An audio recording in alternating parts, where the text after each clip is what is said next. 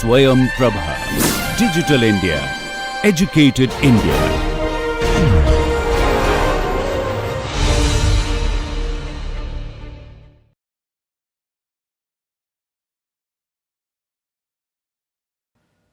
Okay.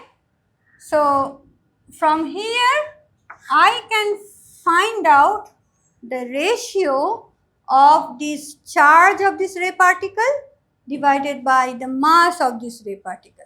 So what Thomson measured is E by m, because he experimentally could measure the distance, the deflection. So he put a scale at the end of the tube, then he measured this deflection, and then using this analysis he could find out the ratio of E by m. So this was the first thing, this was the first time that we were talking about the ray which is made up of some negatively charged particle. So negatively charged we already knew, because by seeing the deflection, direction of the deflection towards the which electric field, which direction of electric field it is. And then I say that okay, I cannot measure the absolute value of the charge and mass of this electron, but just by looking at the deflection, so what simple physics is he used is the Newton's second law. Okay, and by this he could measure the ratio of the charge by mass, or whatever you can write it as, mass by charge ratio of the electron. And he so I'll just read this out, this Thomson's quote. We have in the cathode rays matter in a new state, a state in which the subdivision of matter is carried very much farther than in the ordinary gaseous state, a state in which all matter, that is matter derived from different sources such as hydrogen, oxygen, is of one and the same kind, and this matter being the substance from which the chemical elements are built up. So the value, so what he did, he tried with different substance of cathode. Okay, we know that so initially they see that if I use a platinum cathode, then they were not before Thomson's discovery, people were seeing some deposition of this platinum at the end of the tube. Now we know, because the electrons are coming out of these things, so of course we will see some nature of the substance of the cathode. But the important thing is that if you take the value of this charge by mass ratio, it is universal. So this will not change if you change the environment, if you change the substance, if you change the position of the anode, if you change the little air we have inside, nothing will change this value of this E by m, and this E by m is an universal thing. This ratio is what makes it the fundamental, one of the fundamental constituent of all the substances. Okay. Now Thomson not only used this kind of deflection of cathode ray method, he also used another method to verify his own observation, and that method is, I am not going to explain this, is based on the heat energy deposited at the end of the tube, and there we will use the work energy principle. Okay, so that's also, that can also actually derive from the Newton's second law. One interesting thing is that this ratio charge by mass, this value can also was also measured by Lorentz during the same time by looking at the splitting of atomic spectral line under a magnetic field. Now of course when I say Zeeman effect and atomic spectrum and splitting of atomic lines, remember at that time there were no Rutherford, there were no Bohr, they had no idea what quantum mechanics is. Okay, so Lorentz used some kind of simple classical idea, and it was erroneous of course, but the value he measured for this charge by m by observing the splitting of these lines, atomic spectral line, which is also due to electrons, and he also find a similar E by M. So far they have measured this universal charge by mass ratio, but we need to understand what is the charge or what is the mass individually. So that direct measurement was also achieved by Thomson in 1899. Okay, but his measurement was not that precise.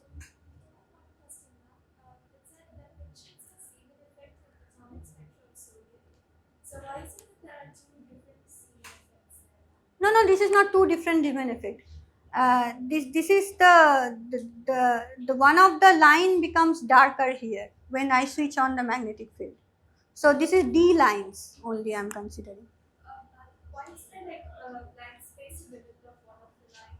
Yeah. So I'm not going to go into that part. Okay. So to understand literally what is this, we have to know quantum mechanics.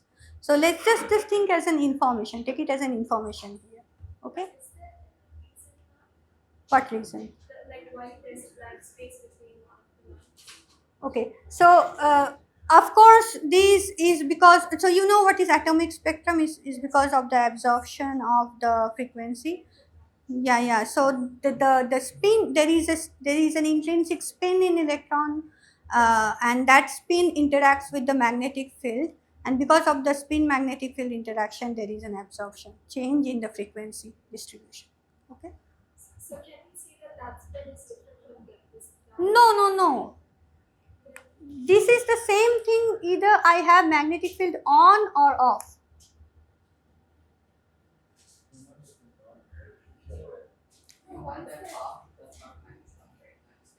So let's not go into that part, okay, because you don't even know what spin is. Let's just not go into that part. Okay. So the name electron is suggested by, not by Thomson but by Stoney. What was I mentioning? Okay. So the precise measurement was something called the Millikan oil drop techniques, with which these mass or charge of the. Okay.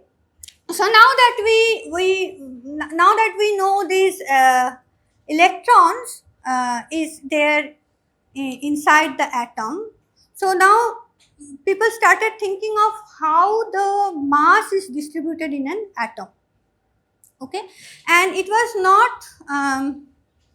So Thomson also gave a proposal of how this atom is spread inside the atom, how the electrons are arranged inside the atom, and what is that? Plum pudding model.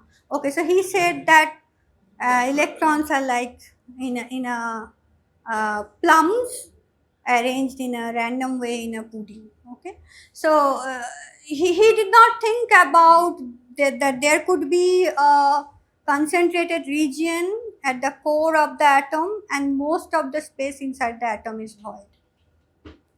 So that thing, the idea of the nucleus and that the nucleus has proton, was of course was measured by Rutherford. Okay, but before that, during that time, there was many things was going on, and one more interesting thing beside this Thomson's electron discovery was this discovery of radioactivity. So Becquerel, he discovered the radioactivity, and he what did I write? Atoms emit various. Okay. So and when they see that various kind of radiation is coming out of radioactive substances, and Rutherford himself was interested. He was in Cavendish laboratory in Cambridge at that time, and he himself recognized two kinds of different radioactive radiation, and he named them alpha and beta rays. And then Becquerel, because that measurement of charge by mass ratio was so important at that time, and so widely ventured by all other scientists. So Becquerel also measured the E/M ratio of this beta emission from Rutherford, from radioactivity, and then he measured that this E/M ratio is very to be close to the value measured by Thomson. So beta particles are basically the electron particles. What Rutherford tried to understand that that these alpha particles, these are he noticed that these particles are more difficult to deflect by magnetic and electric field, because these are more heavier than the beta radiation, or which is only electron, which is very light.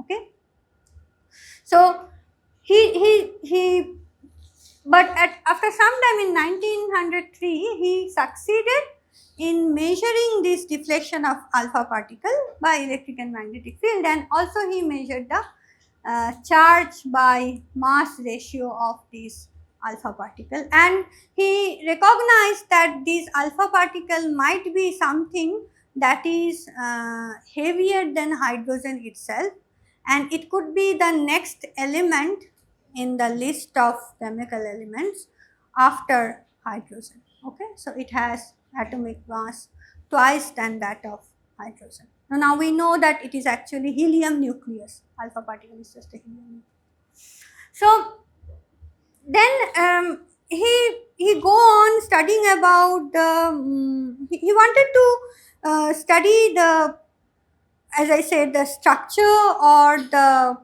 how this kind of atomic mass is distributed inside it, and if we can really, so the indivisibility of atoms was already discarded by Thomson, because he already shown that we can see that there can be atom inside. So atoms are not the fundamental, but it has some constituent in itself. So what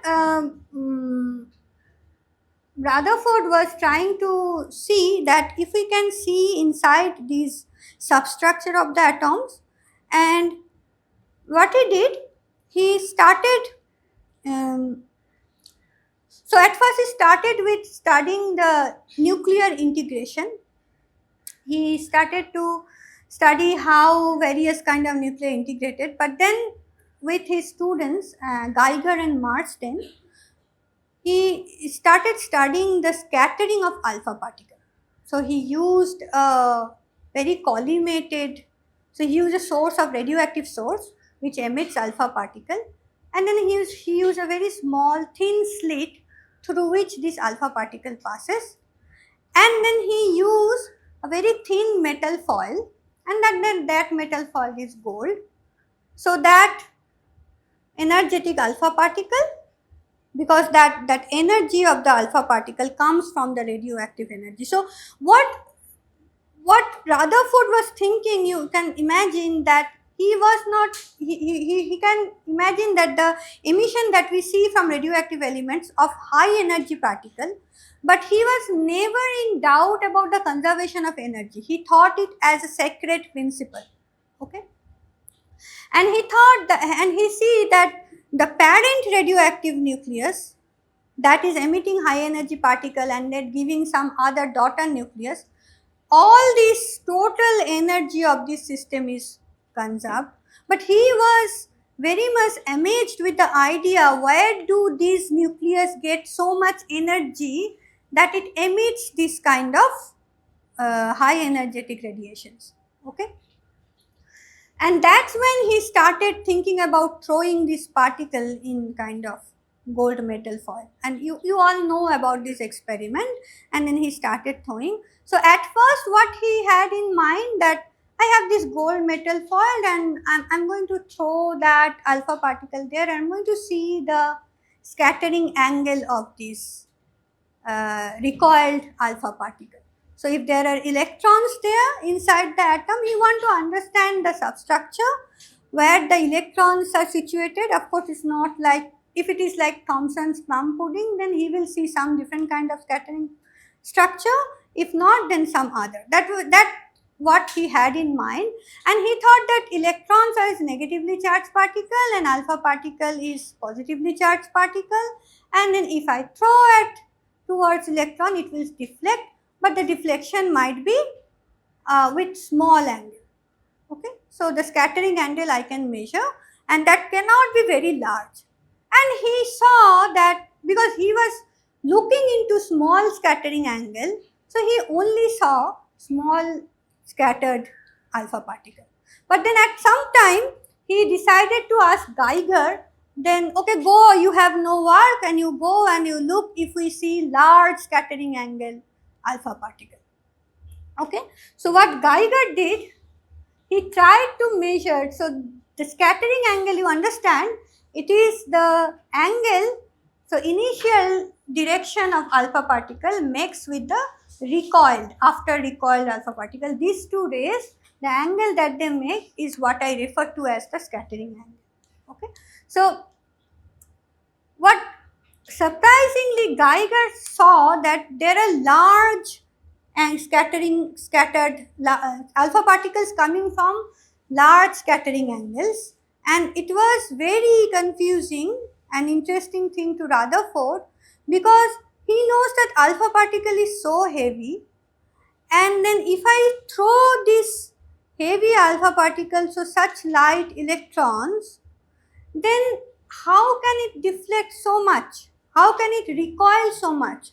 So you can think about it that if you throw a billiard ball to a ping pong, that will not affect the billiard ball to go too far from the ping pong, because ping pong ball is so light. If you throw a billiard ball to a billiard ball, then only it is possible that it can recoil from that billiard ball. Okay, so at that time he thought of this thing that okay, then maybe there is something inside the atom which is as heavy as the alpha particle itself. Okay, and that must not be electron, because by that time we measure the electron, the mass of it, it's very light. So he had this idea of some very heavy positive charge thing inside the.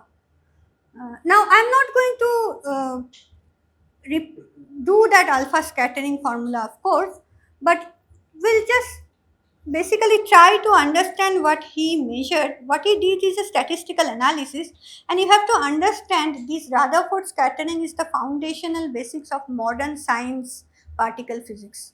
So what we basically do, Rutherford started throwing particle and we still throw particles at each other.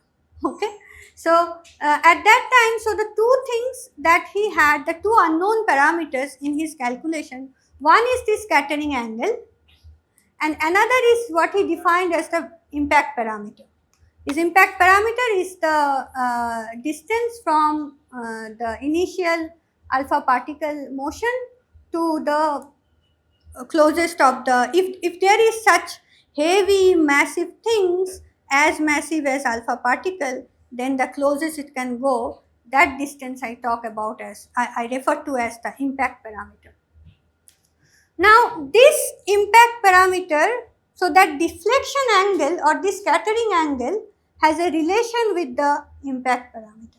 Okay, so if it goes closer, you can understand from this figure at least that if the alpha particles is even closer to that, if the impact parameter is less, then the scattering angle will change and will become large. So for each scattering angle, there is a unique impact parameter and vice versa. So how did he measure that? Again, we can understand it by using simple dimensional analysis and using simple Newton's law. So the acceleration of this alpha particle is again the force due to this Coulomb repulsion and or the Coulomb force. So this is some constant times the charge of the alpha particle times the atomic number and charge of the gold atom divided by mass of the alpha particle and the distance between the alpha particle and the nucleus. Now this R is a dynamic variable and it comes in the Newton's law itself, but I can write down the scattering angle and I know that scattering angle is a dimensionless quantity. So the two input parameters we have in hand, one is this impact parameter, which is of dimension length, and another is the velocity of the alpha particle, which is length by time, distance by time. So the scattering angle must be a function of all these things in the same ratio because of the force. So this force divided by mass, and then I have to incorporate b and velocity. So this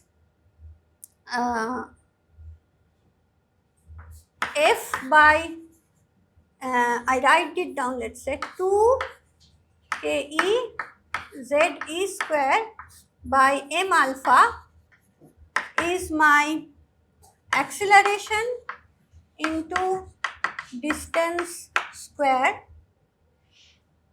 So this is distance cube by time square.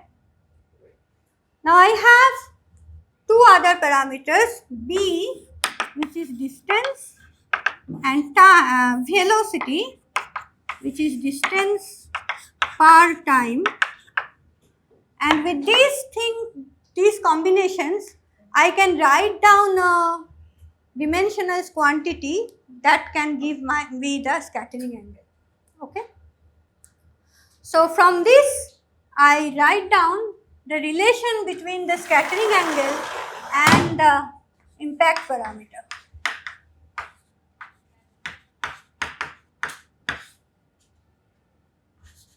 M alpha v square. So f of theta, some function of theta. Now with the dimensional analysis, I cannot tell what this function of theta is, but I can at least tell that for each theta, there is a unique impact parameter. So if you increase that theta, that impact parameter will be less.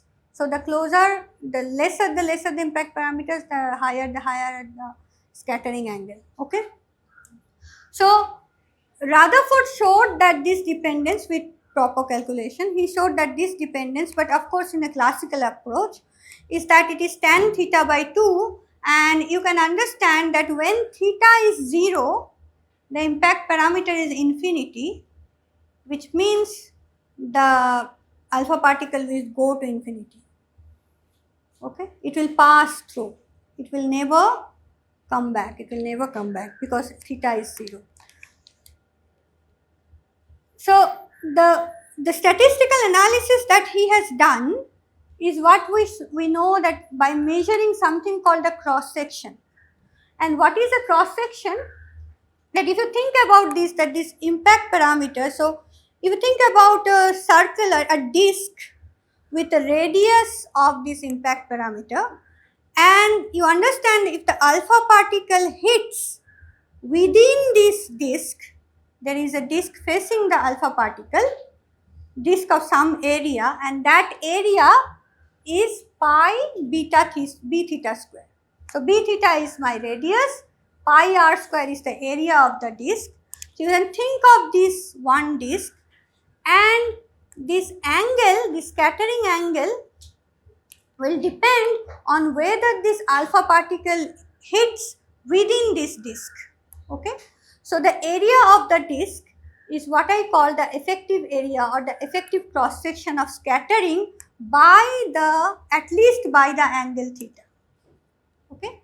So if the alpha particle hits in this disc, then that theta corresponding to that radius b theta is what we have derived from this relation between b theta and theta.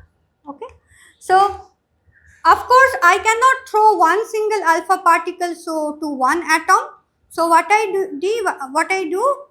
Rutherford rather did is he has tabulated all possible scattering angle and the number of recoiled incidents, the events we call it. So the number of alpha particles corresponding to all corresponding to a particular scattering angle, and that should be proportional to this Rutherford scattering cross section.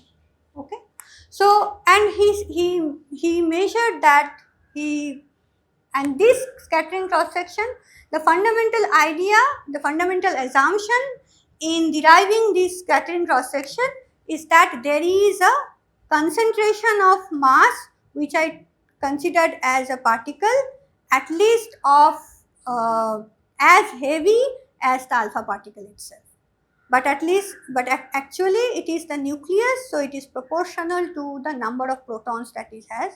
In alpha particle we have 2 protons, but in a gold atom, which is 79 atomic number, so I have 79 protons there, which is much heavier than alpha particle. That is, it was possible for the alpha particle to get recoiled with such large scattering angle. So the idea that inside the nucleus there is a single kind of region where most of the mass is concentrated of the atom, because of which there is a recoil of scattering angle and the number of alpha particle gets back because of that large scattering angle, he can theoretically analyze by using this scattering cross section. And this is the scattering cross section that we still use for studying various other scattering processes. So this is the first time that it was used, and you remember, and you realize that Rutherford was not able to see inside the nucleus. He was not able to knock out the proton because the alpha particle was not, for gold atom, the alpha particle was not that energetic.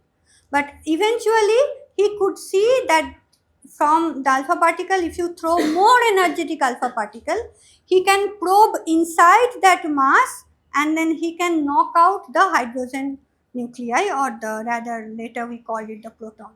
So the discovery of the nucleus, and then inside the nucleus there are nucleons which are the positively charged protons, was first derived or first introduced by Rutherford by using or measuring this scattering cross section.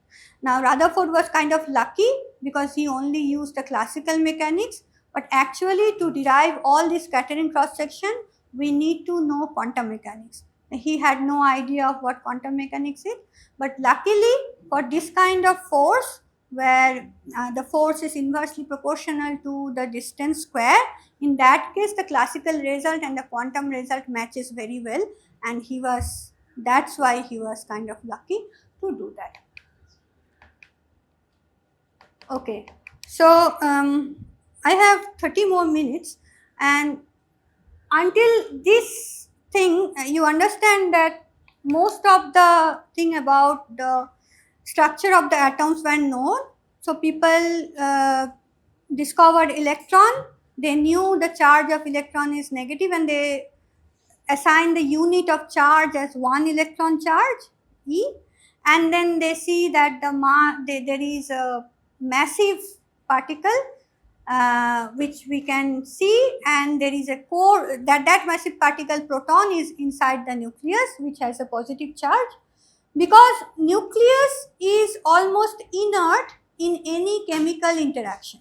Okay, so whatever chemical interaction you have learned so far is because of the transition of the electrons in the outer orbits.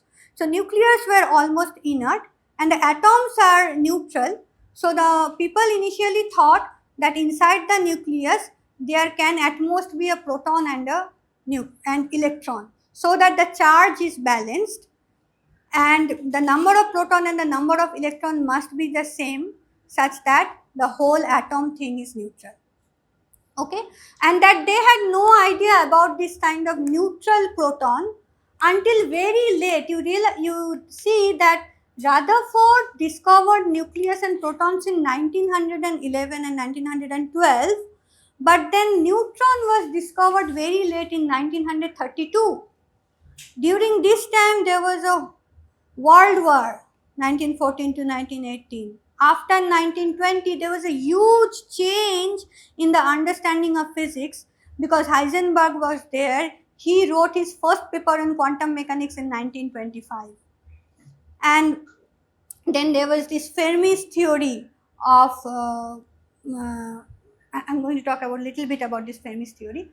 So even then people were not aware that the nucleus does not contain, does not have electron, it has proton.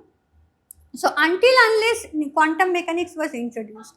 So what quantum mechanics tells us that, see, if you think that there are electron inside the nucleus, so what people saw that in radioactive substances there are beta rays, right?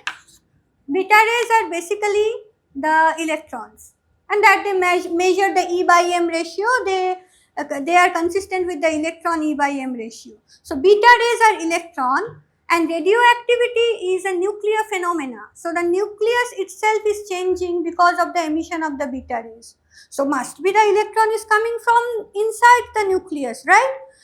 But then quantum mechanics tells us that I can, if the electron resides inside the nucleus, then the amount of energy it required to be inside the nucleus is so much that the emitted beta particle must be much more energetic than that we have observed.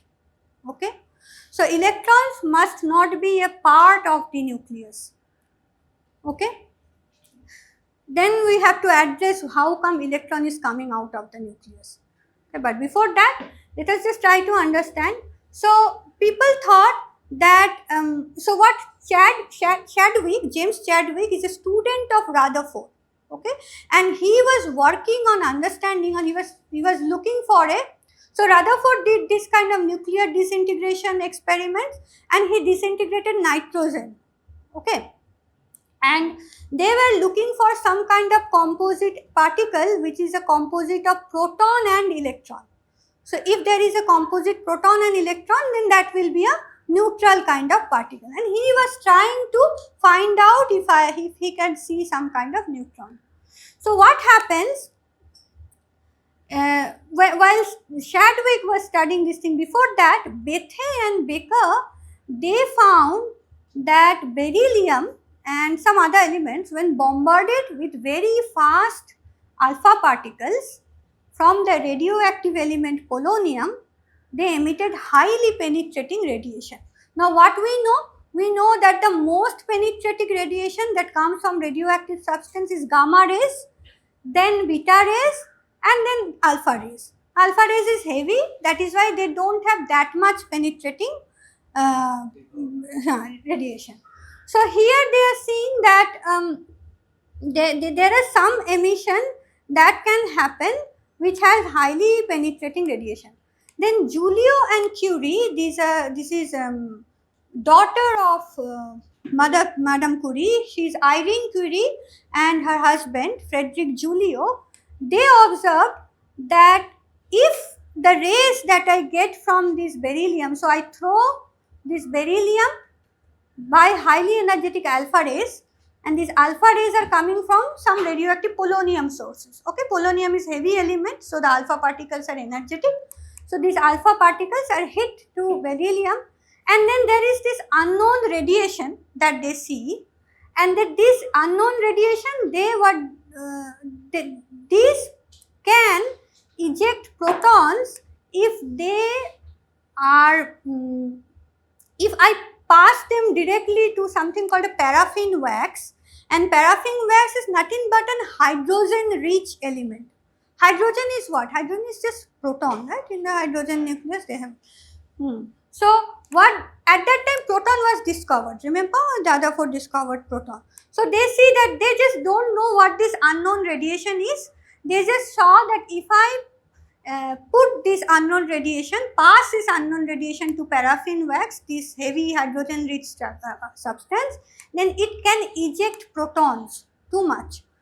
So Giulio and Curie, so this intention of not thinking about new particle, not thinking about substance was so much in our mind at that time that Giulio Curie was ready to discard the sacred conservation of energy.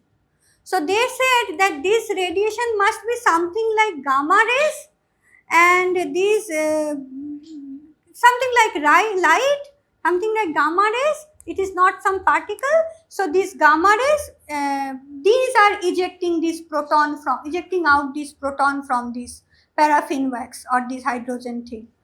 But for that to happen, the conservation of energy was violated. Okay, it was only when Chadwick decided that no, this is not some light-like rays, but these are some particle, and these particle are actually neutral particle. That's why this looks like gamma rays, and it cannot deflect these rays. It cannot deflect this radiation. So he was thinking about this is so at least they know that this is a neutral radiation, and they try, and he did not discard the energy conservation. So okay, so he considered the energy conservation, and for that energy conservation, the particle, it has to be there which has mass. So this is a massive particle and which is neutral, but Chadwick was thinking in a differently other direction. He was thinking of it not as a fundamental particle but as a constituent of, as a composite of electron and proton. So it makes it a neutral particle, but it's a composite of electron proton, but because it is heavy, it has high energy and it can knock out proton from these paraffin wax. So so what he did, he said that okay, let's not only use paraffin, let's use some other material, and then again throw alpha particle to beryllium and see what does it radiation does, and then he sees that this radiation still, when stuck other material, it so it struck out the hydrogen, this proton, but then if the material is heavier than hydrogen, then the velocity of the proton that is knocking out, these are much less energetic. Okay, and then he, using the conservation of energy and conservation of momentum, these two important principles, he shows that the pattern of recoil velocities, okay, of this unknown particle with increasing atomic weight of is decreasing with increasing atomic weight of the recoiling nucleus. So this is an important thing, that he discovered that the beryllium ray was not electromagnetic radiation, but a particle with a mass close to that of the proton, such that this kind of relation between the recoil velocity of that particle with the substance to which it is recoiling with has shown this kind of inversely proportional relation. Okay, so then what he did, he used gamma rays to bankrupt the deuteron. Deuteron is what? Deuteron is 2 hydrogen, right? So it has a it is an isotope of hydrogen, yes. So he break up this deuteron nucleus with high gamma rays, and then he into proton and neutron, and then he measured this mass of this neutron, and he find this to be little larger than that of a proton plus an electron. So he realized that this neutron, at that time it was understood that this neutron cannot actually be a composite of proton and electron. Okay, so its mass is little larger than this this thing, but he was not really read. So and there is neutron. So even though Chadwick was pushing on the idea that this is not a new particle but it is a composite of proton and electron, it was only understood by looking into the molecular spectrum, okay, so of diatomic molecules, yeah. In a sense, we see now also that neutrons are kind of like a combination of protons and electrons, because we have that proton plus electron equals neutron plus an atom. No, that you are talking about beta decay. I mean, beta That's something else. That's beta decay, something. I'll come to that. So it's not true. So what is that? So people were. I'll talk about beta decays quickly. Let me just finish it. Okay. So this neutron, he thought, Chadwick thought it's a composite of proton and electron. Okay. So but the at that time it was known by studying the dimolecular thing, these like oxygen and nitrogen and this thing, that the stability of the molecule is only possible if there is an even number of nucleons.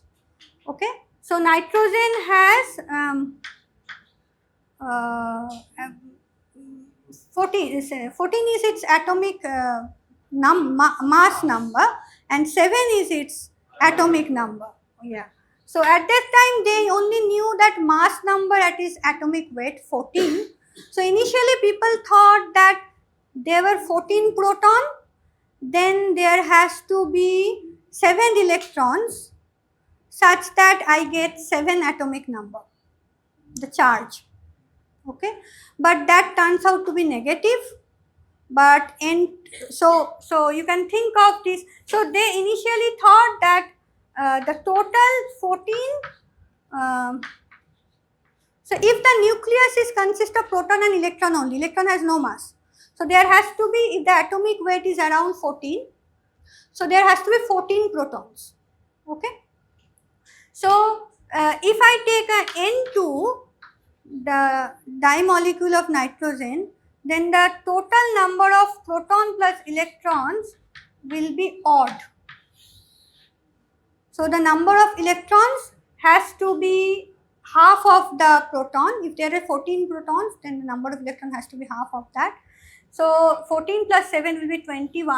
I am not going into this detail, but just understand that it is not a good theory. So inside the nucleus there cannot be an electron. So this neutron is also a fundamental nucleons, is not a constituent of proton and electron. Okay. So it comes from this chemical molecular study of this thing. But Chadwick did not mention that.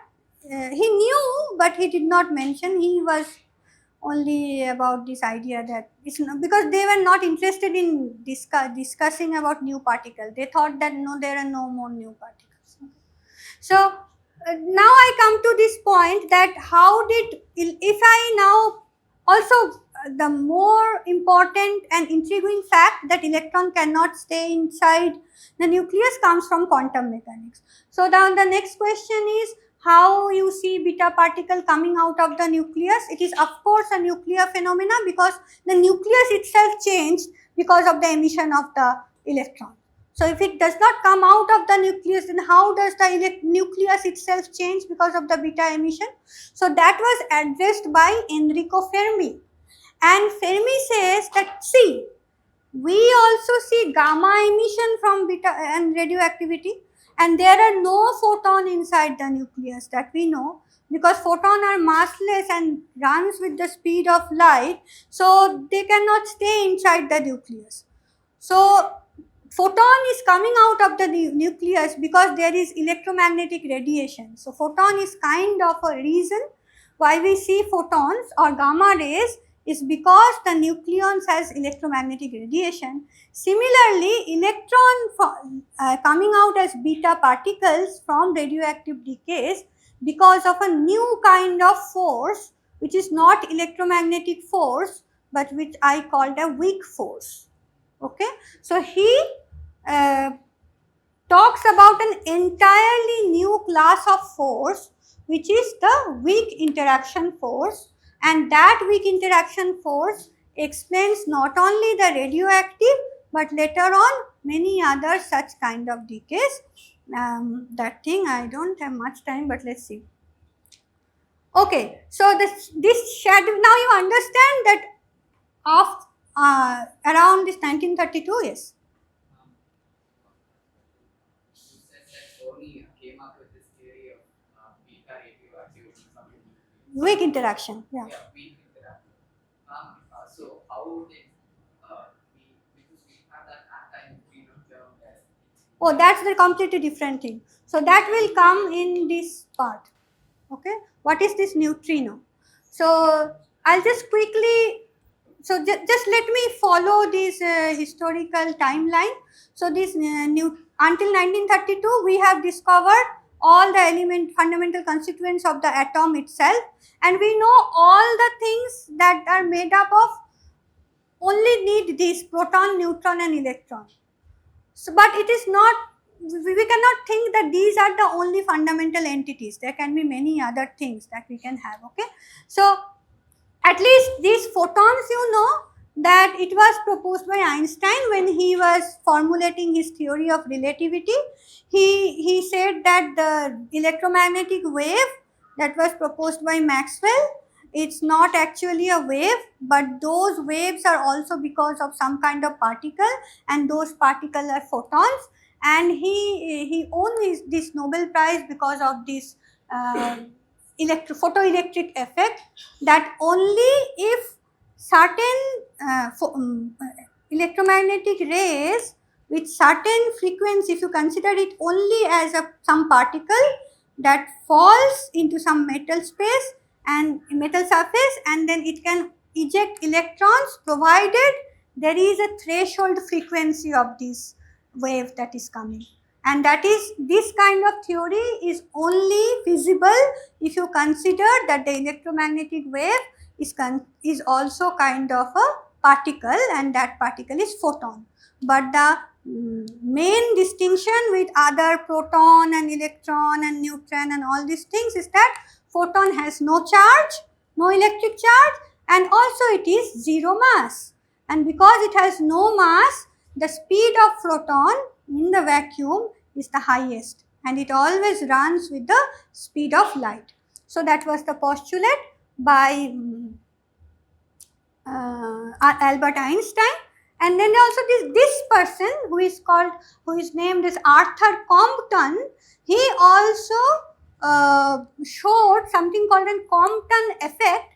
And Compton effect is that if photon and recoil of electron because of energetic photon. So far we were studying about recoil of alpha particle, recoil of neutrons and all these things.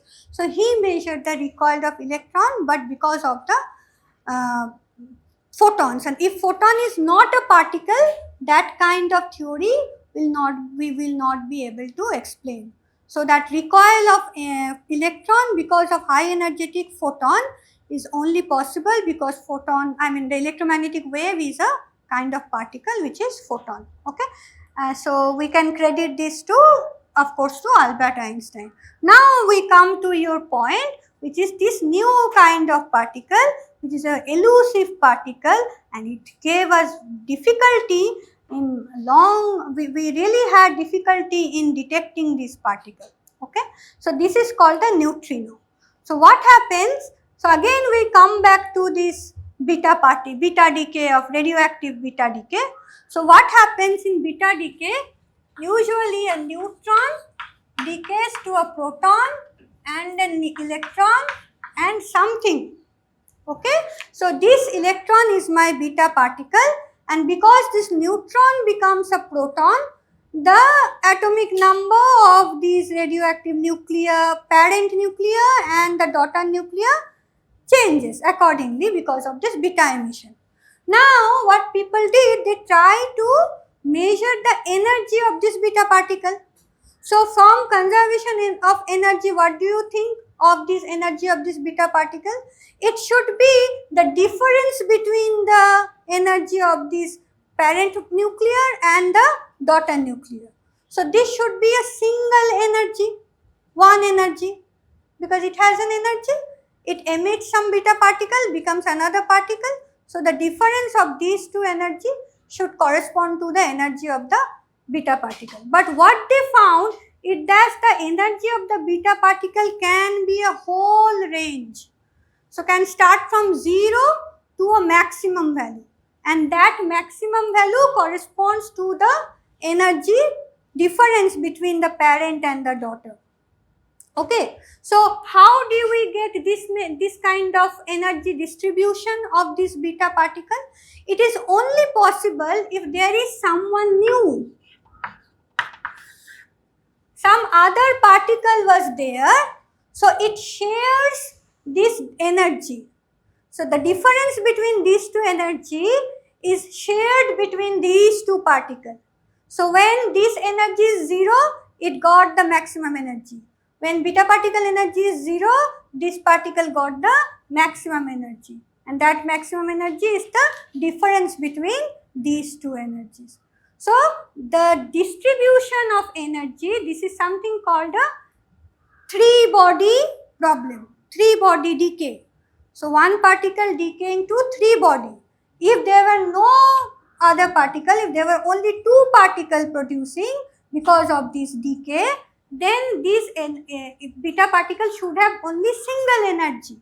But since we are seeing a distribution of energy of this beta particle, that means there must be someone else who is carrying the rest of the energies. So the total energy difference between the mother nuclei and the daughter nuclei is shared between two particles. He half, I am half. He is 1/3, the 2/3 is carried by me.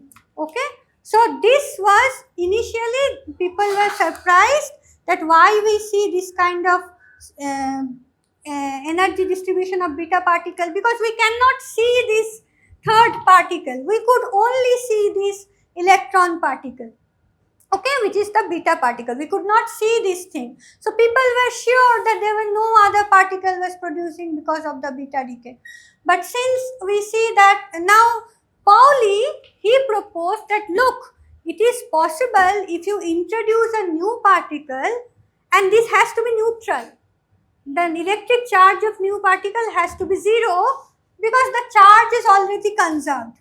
Okay, so there has to be new particle which is neutral, and it has to be very tiny in mass such that the energy conservation follows. Okay, and he named this new particle as the neutrino. In Italian, he is Italian, so he called little neutral one, which is neutrino.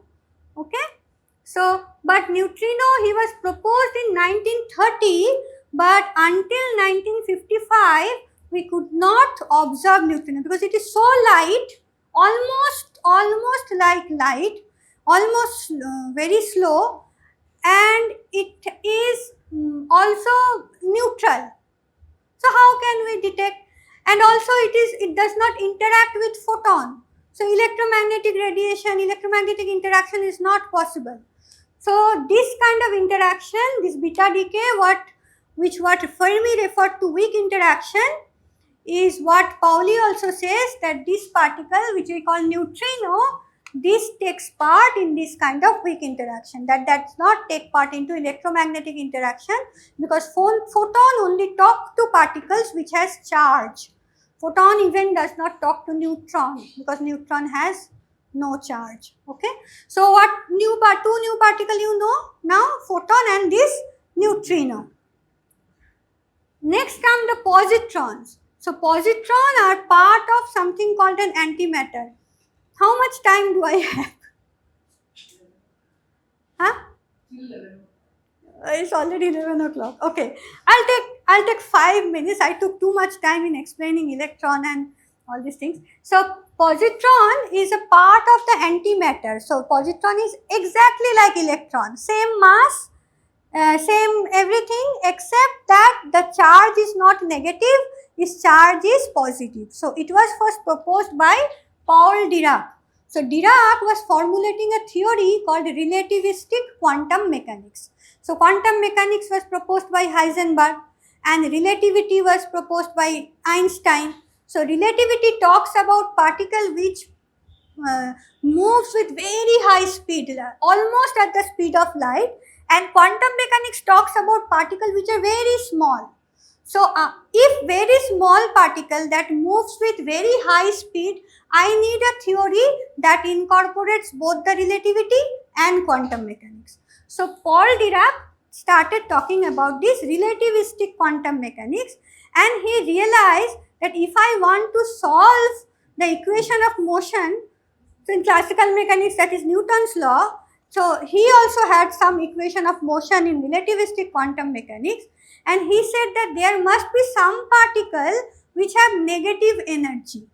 So, and we had no idea what is negative. Negative energy means what? If the particle has negative energy, then there will be no positive energy particle. So, negative energy states, if there are, so you understand this, that there is the ground state, even in the electron level, everything wants to go to the ground state. The ground state has to have zero energy. If the ground state is negative, then everything will falls down to negative thing, okay? So, he gave a solution. He says that all these negative energy states, I can think of something like, very crudely saying, we have particles with which has positive energy but opposite charge, okay? So, every particle, for electron there is opposite charge, and for proton there is antiproton. For all the matter that we see, for all those things there can be a corresponding antimatter that will explain the negative energy state. What is the difference between a neutron and an antineutron? Yeah. So there will be, though I'm only talking about electric charge, but there are also other kind of charge which is not electric, but those are also conserved quantity. So all these kind of conserved quantity among matter and antimatter will be opposite. Okay. So so he hypothesized this positron, and it was observed by Anderson. Carl Anderson, he observed these, he recorded this first positron track in something called a cloud chamber experiment. Okay, so in cloud chamber what happens? We have this very supersaturated alcohol vapor and gas, where if charged particle goes, it ionizes the gas, and because it is super cold, the ionized gas will condensate and we can see a track of the charged particle. Okay, so it is called a cloud chamber, and in that cloud chamber, if you use electric field or magnetic field, then charged particle will accordingly deflect, whether it has negative charge or positive charge. And Anderson showed that we see a similar to electron charge deflected by magnetic field, but the charge of that particle is not negative but positive.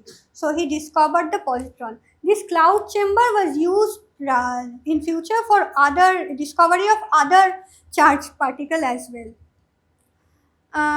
So now next is muons and pions. Okay, so these are not part of the matter. So the matter we see, what we are made of, what everything is made of, is mostly proton, neutron and electron. Okay, photon we see because there is light from the sun, we see the light is coming. Neutrino we have to really see it in the, because it comes from the radioactivity.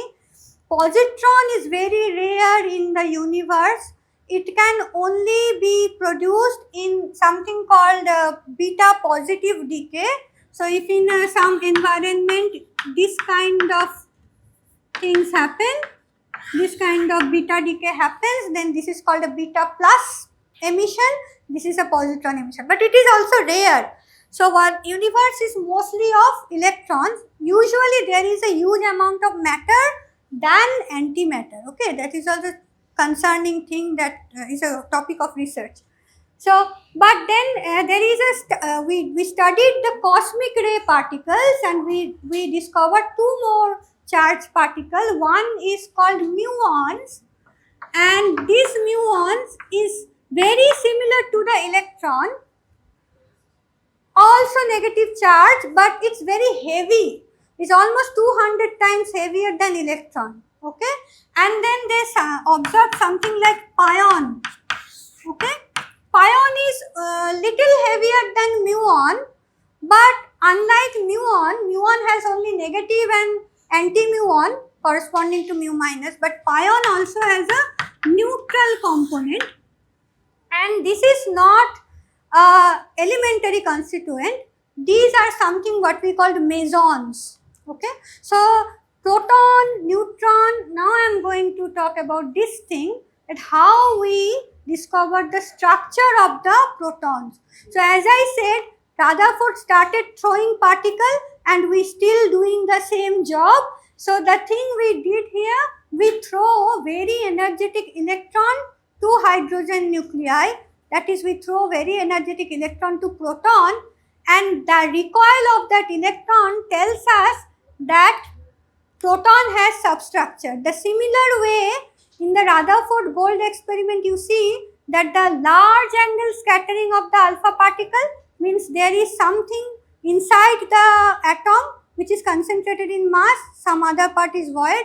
Similarly, the large angle scattering of the electron tells us that proton has some substructure, because of which at certain point it shows large angle scattering and other it does not. Okay, so the subtraction of protons is what is measured in something called deep inelastic scattering, and that substructure was first proposed by Murray Gell-Mann and Zweig in 1960. So from 1932 I have now come to 1960, and he proposed that hadrons means protons, neutrons, pions, all these things are composite, and inside it the elementary building blocks is something called quarks, and unlike electron and proton, this quark has fractional electric charge.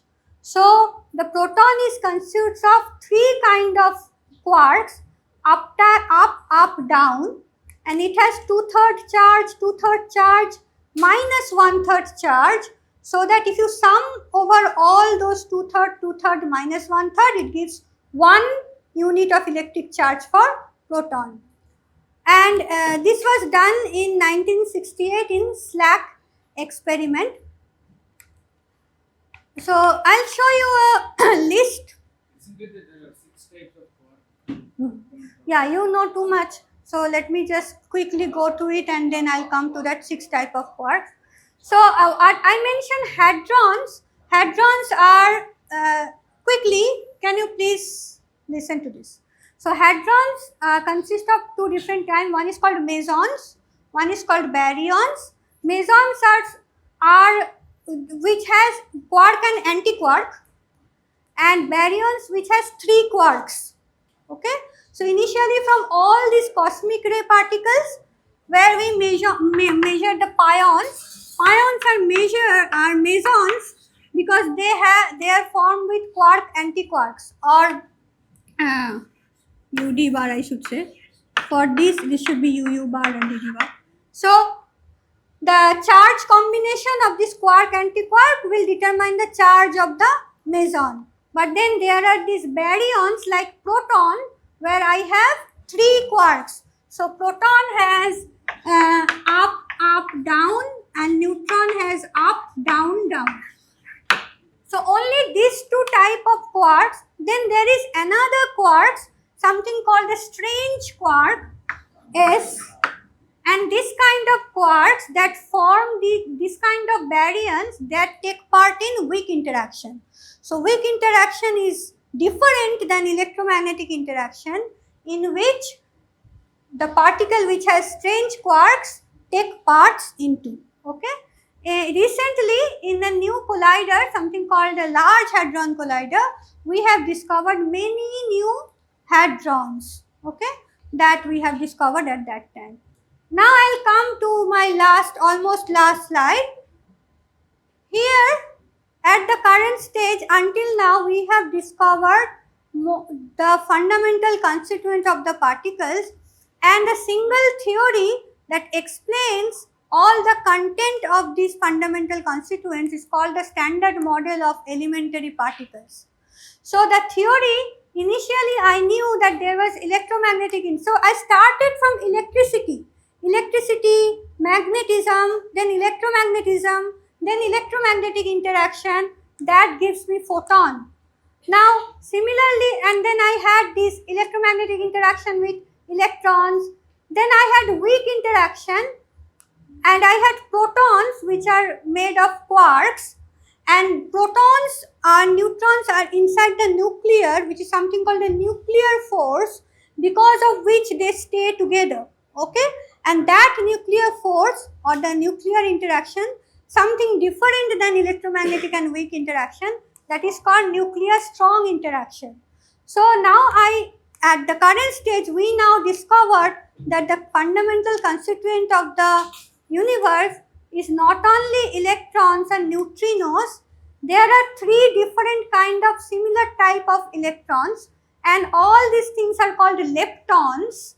So there are three different type of neutrinos and three different type of electrons named electron, muon and tauon.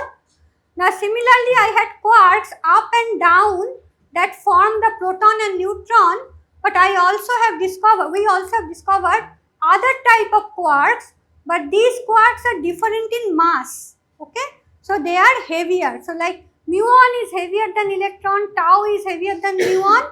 Similarly, charm is heavier than up, and this is top and bottom. These are the heaviest of these quarks. The heaviest one is top quark, but this top and bottom, they do not form any nucleon. Okay. Then we knew photon, which is the reason why we see electromagnetic interaction.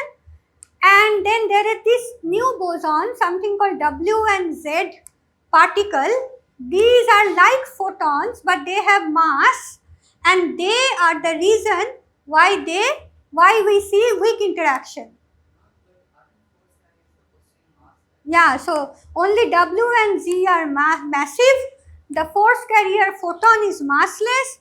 The force carrier of nuclear interaction, strong interaction, which is called gluon, is also massless.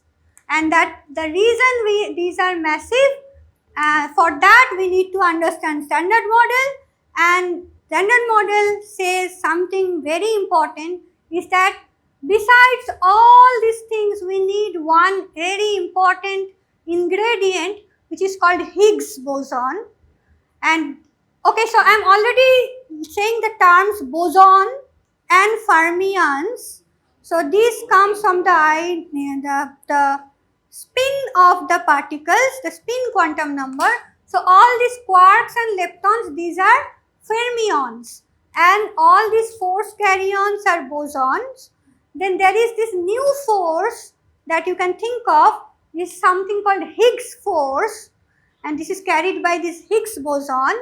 And because of this Higgs boson or this Higgs force, this W and Z are massive.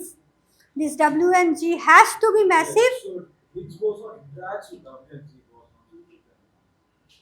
Higgs boson interacts with W and Z boson. Why Higgs boson interacts? That is also there is also a different reason.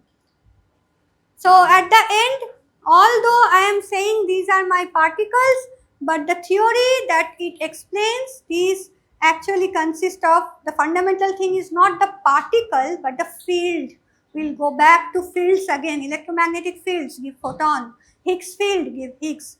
So because of the presence of the Higgs field, these are massive, and also these quarks and electron, everything is massive because of Higgs. Okay, without Higgs we cannot explain the massiveness of this particle. Anyway, so these are all we know till now, and this is a timeline of the discovery of all these particles.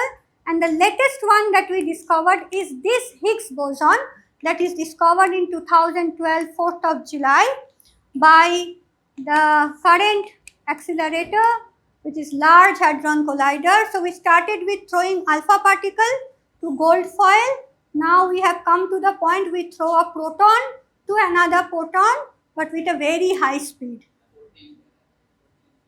Okay, then this is this LHC that is built on the border of France and Switzerland, and this is a big tunnel underground, and it is like a 27-kilometer tunnel, and inside this the proton runs and runs. So if you don't have time, We say that the four bosons are slightly different from the Higgs boson in the standard model. We classify them differently. So why do we do this? so for that you have to understand those bosons are the force carrier. So what do you mean by differently? So you have to understand what kind of interaction it takes part into. So for example, photon takes part in, because of the photon we see that matter interacts electromagnetically. Because of gluons, we see there is that inside the nucleus we have proton and neutron. So, Exactly, Norman. What is a Higgs force? Photons. that needs another, at least one course in masters. You have too many, you have time for that. Might be a little. At least I am happy that you are curious to know. You pass your 12 and then start studying quantum mechanics, then quantum field theory, then standard model of particle physics. Also relativity. Is there any connection between a Higgs boson and gravity? So until in the standard model, at least the force that I am talking about is only electromagnetic strong and weak interaction, weak force. Standard model is unable to predict a particle for gravitational force. So we are still building on that theory, which can tells us if there is a particle corresponding to gravitational force. There are of course some advanced theories which talks about it, but that's not a part of the standard model. Standard model is kind of an established theory so far. We have discovered all the prediction of the standard model are true so far, and it has excellent consistency with all the experimental observation.